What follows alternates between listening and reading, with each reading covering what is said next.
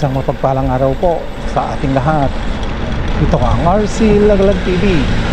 Mga kalagalag, panibagong araw, panibagong vlog at panibagong adventure na naman ang ating gagawin sa araw na ito. Mga kalagalag, kung bago ka pa lang sa aking channel, huwag mong kalimutan na mag-like, share, subscribe at pindutin mo na rin yung notification bell para lagi kang updated sa mga video kong i-upload. At ngayong araw mga kalagalag, tayo'y muling magbabike at muli nating balikan itong ginagawa ng kalsada dito sa Balanti. At tatawid tayo sa ilog at wala nang tubig ngayon yung ilog. At muli, samahan nyo ako mga kalagalag sa ating pag-iikot at paglagalag ngayong araw ng Sabado. Ayan. So enjoy lang tayo at mag-exercise. Yan, so let's go.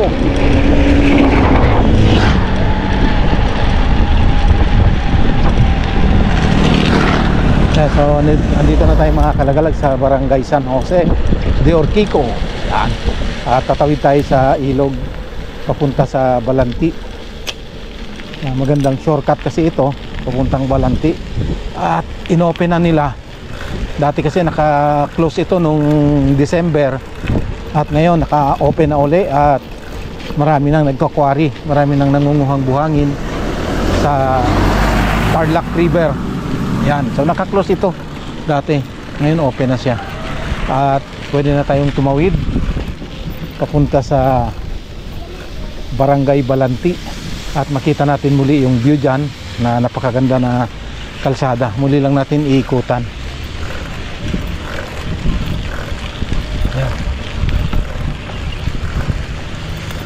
Malaki yung tubig ngayon mga kalagalag. Hindi tayo makatawid. Ayan o. So malaki yung tubig ngayon. Ayan. So umulan kasi kagabi. Baka malakas ang ulan dun sa bundok. Kaya lumaki ang tubig dito ngayon. Oo. So nakasira ito nung nakaraan nung December, pero ngayon inopen na. Ayan o, may nagka-quarry na. Yan, so lalapit lang tayong konti.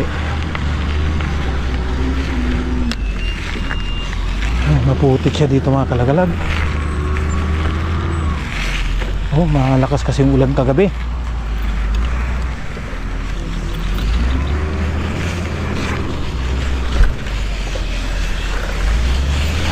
Tayo ito.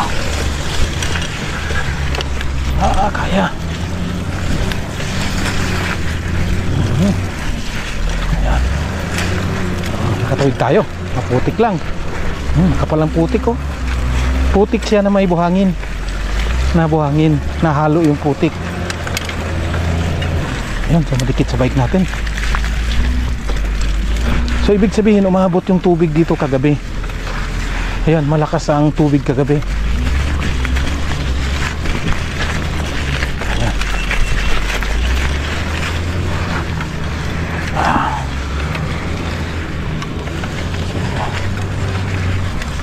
Ayan.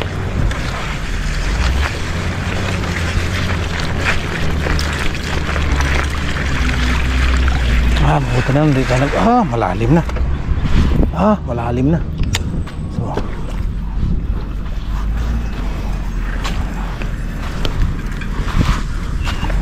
ayan. So lakad tayo. So tingnan natin kung kaya tumawid, kung mababaw ba yung ilog. Kung kaya nating tawirin, tatawid tayo.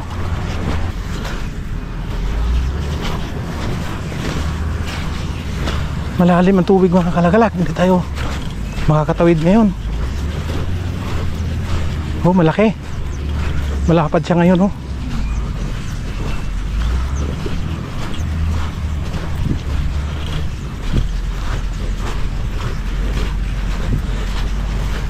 Mabuti humupa yung tubig ngayon. Kasi kagabi lumaki ang tubig kagabi umabot siya hanggang doon yan Oh, malalim, umabot hanggang doon yung tubig kagabi. Pero ngayon, dahil lumupas siya, dito siya kahapon. Nung hindi umuulan pa kahapon, may dumadaan pa rito kahapon. Pero ngayon wala na, hindi na madaanan ng mga motor.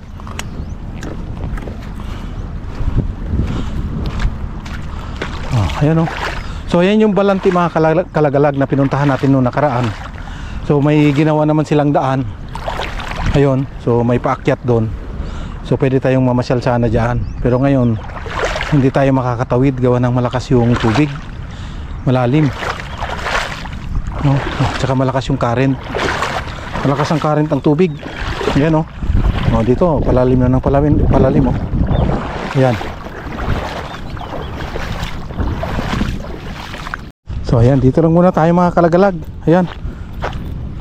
Tingnan natin yung mga naaanod ng ilog. So talagang pati mga basura oh, naaanod kagabi. So saan kaya galing mga basura na yan?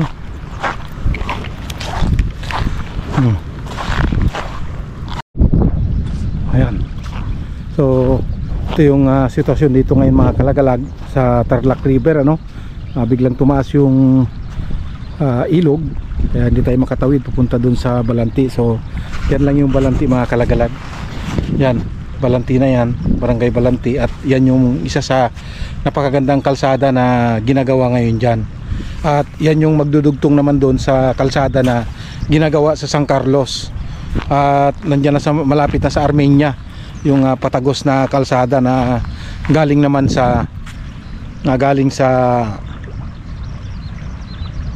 San Carlos, no? Magdudugtong yung Armenia at yung Balanti. So napakaganda yan pagka natapos. Muli nating babalikan yan. At ngayon sana, ito sana yung ating purpose. Tatawid tayo dyan sa ilog. Kaso lang hindi tayo makatawid ngayon. At malakas pa yung current ng tubig. At medyo malalim pa siya. So sa susunod siguro pagka tayo ay medyo bababa yung tubig, so muli nating babalikan ang lugar na ito. And so medyo malambot mga kalagalag yung itong nilalakaran natin. Ayan o, bumabaon-baon yung paa natin ito. Ayan, puro dumi na siya. So bumabaon yung paa natin sa buhangin at medyo malambot pa siya sa lakaran. Kahit yung bike natin ay talagang grabe oh. May dikit yung mga buhangin. So maghugas na lang tayo pagdating sa bahay. So ayan, so ito yung service natin. Tinawid natin dyan sa maputik na daan. At mabuti pa itong nagkakwari oh. Talagang tuloy-tuloy na muli yung pagkakwari nila oh. So may dalawang backhoe na dyan at saka mga dump truck na naghahakot ng buhangin. At yan yung mga nakapondo nila na ready for hakot na yan.